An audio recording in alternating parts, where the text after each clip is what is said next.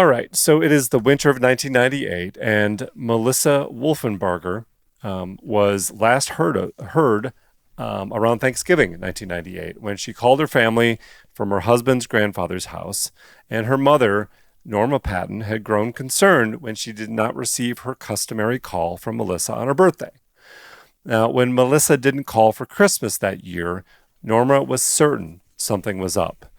It was known that Melissa had a history of petty crime, including shoplifting and ongoing issues with her husband, Christopher. And the police had several reports on file of domestic violence regarding the couple. Melissa had at one time left Christopher, living with her sister for a week before returning home. Desperate for answers at the time, her mother searched jails and hospitals, hoping to find her daughter, but ultimately came up empty. And as a last resort, she contacted Melissa's employer, which was Waffle House, to check her status in another location. Unfortunately, they couldn't confirm whether she was still employed. So this troubled Melissa's mom, Norma. Hoping to find Melissa at home, she drove into Atlanta to the Brookline Avenue house, only to find it had been deserted. Melissa's husband, Christopher, had packed up everything, along with the kids. They had two kids, and he had moved out of town around Christmas or the beginning of the next year. So, discovering where Christopher worked, Norma drove over to Action Glass Company. He was a driver, and to her dismay, she found out he had been fired after a hit-and-run accident involving one of the company's trucks. Too bad he wasn't where he was supposed to be when the accident occurred.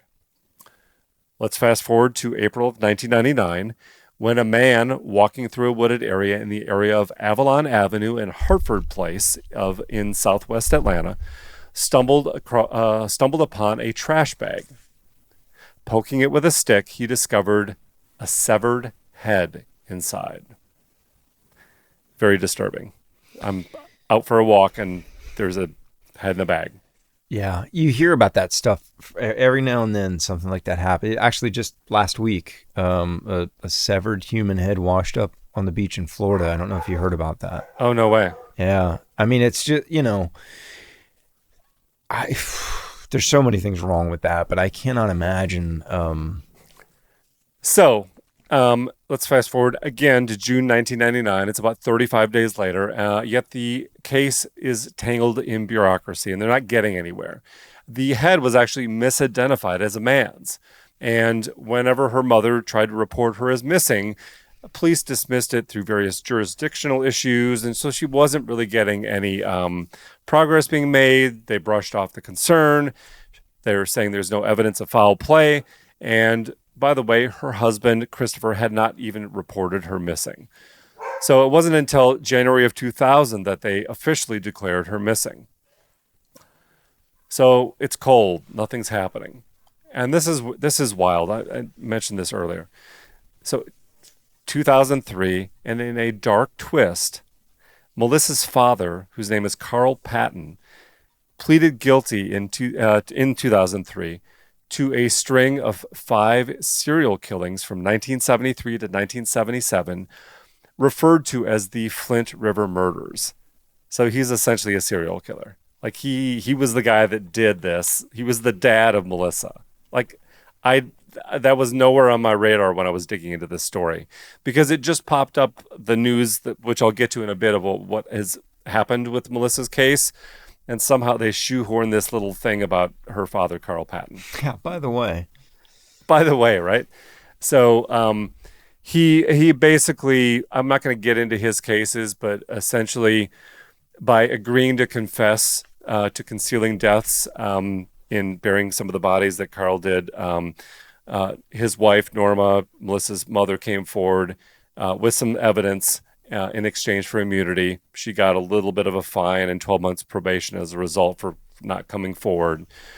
And it came forward, and a detective, was looking at this cold case around the Flint River Murders, and he's really good at his job. He really dug in there. He really understood what was happening and was able to put these pieces together. So this enterprising detective had followed the cold case. He had looked at the files. He had done all this stuff. And ultimately, we find that Carl Patton is convicted of these murders, and all this stuff happens.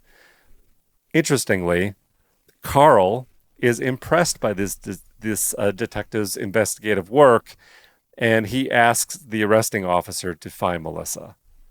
So you can't make this stuff up, right?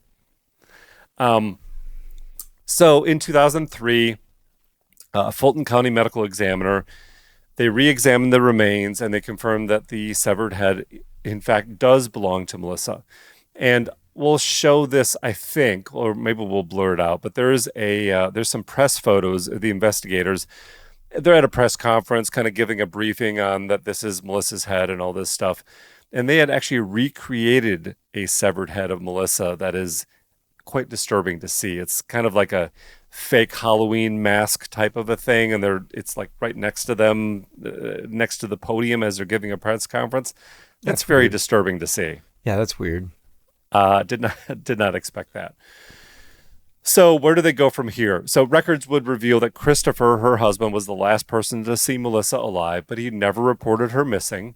He never called the family or told the kids where she'd gone, and he never looked for her. So once her remains had been identified, Christopher didn't pick him up, nor did he pay for her funeral. Very suspicious, right? A little bit, yeah. So retracing previous details in the case, the officer went to Christopher's previous job, remember Action Glass, only to realize that it was on the same street where the decapitated head and limbs were found.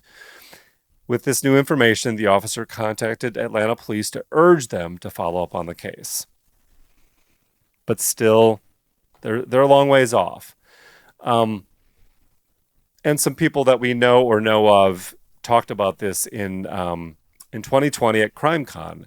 Cheryl McCollum and Karen Greer, now with I think WSB-TV or CBS 46, and they had a big conversation around this case, and I think all the pieces really started to come together, that there was some additional evidence that they could test, and they were able to match some DNA that would show the connection to Christopher, her husband. It was kind of always there, it felt like, but in August of this year, 2024, they were able to, finally put the family's, despair at, kind of come to pass and settle this for them.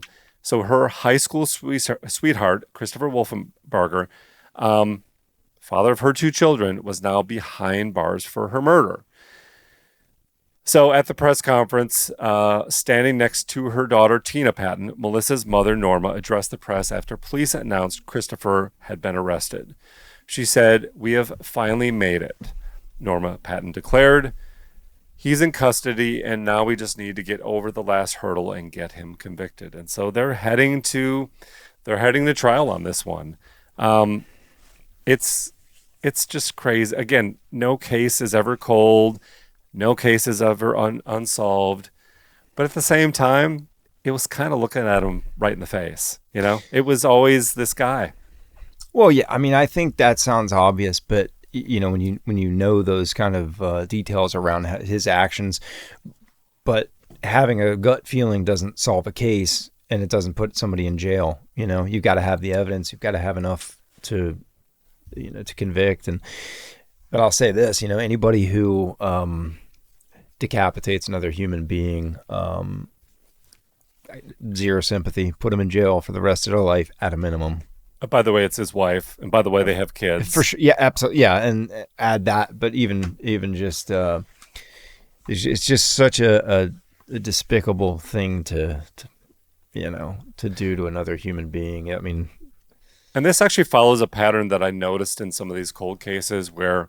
Remember, I was giving you specific dates. It's like it's 1998. It's Thanksgiving, and Melissa doesn't call her mom, and then they find the head in June of the next year, 1999.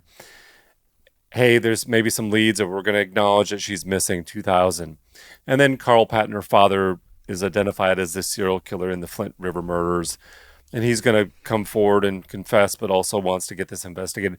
There's always these long gaps in the reporting. And so 2003 was when all this stuff happens with him in his case. And if you noticed, I went all the way to 2020, and there's this 17-year gap in the coverage and the history where, Melissa in her case is essentially forgotten. There's no new news to share. There's nothing else that police is sharing, and then all of a sudden, DNA match. 2024. We're wheeling them in there's these huge gaps all the time. Yeah. I understand why it happens. Yeah. But it's so crazy. It just dies until it doesn't die. I don't think it means that they're forgotten. And we know that from doing these stories where sometimes you just don't have anything else new to report or even to investigate. You kind of look over the old files, but if there's no new leads coming in,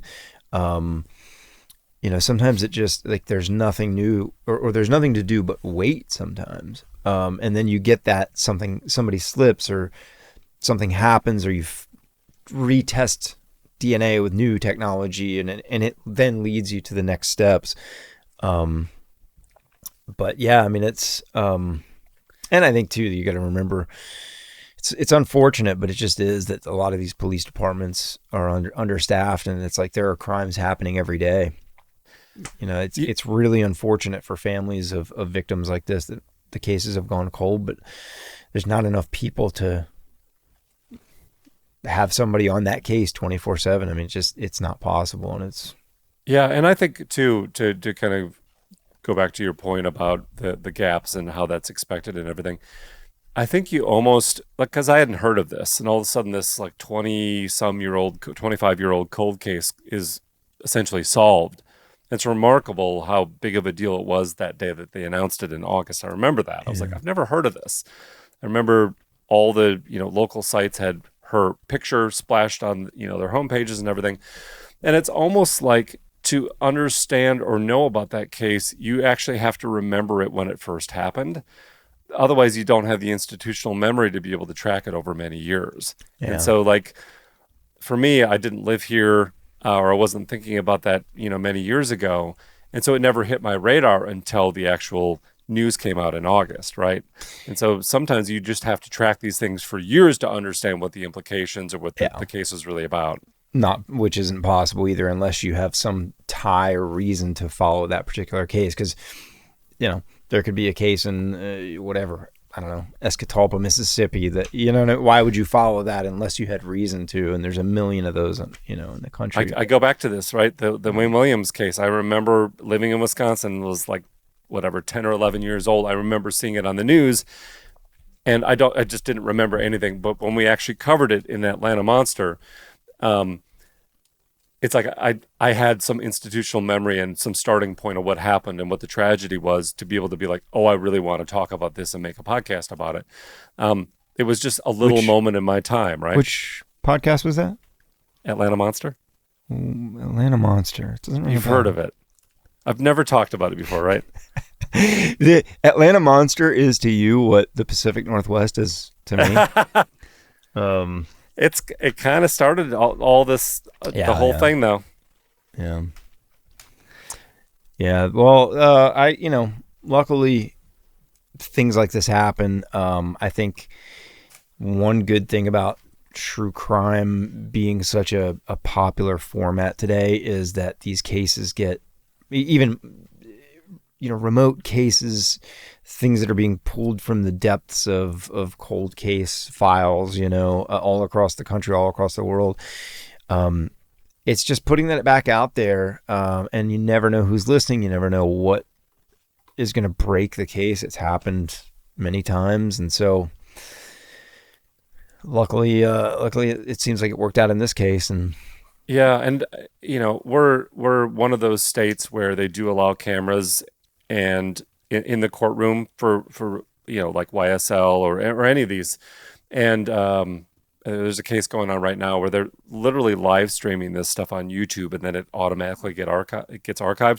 I'm curious if this guy just pleads guilty and there's never a trial, or if there's a trial, because I'd actually like to kind of peel back the layers of this if they do go to trial and try to reconstruct it in my mind of actually what happened and what his defense is, if he's saying he's not guilty or whatever. I would love to just spend a little bit of time on this one too, you know? It's going to be hard to beat that DNA, son. Yeah, exactly. Well, awesome. That's what we had this week. Join us again next week for more goodness, craziness, wild stories. I'm Jason Hoke. That's Sean Kipe. This has been How It All Went South, and we will see you next time.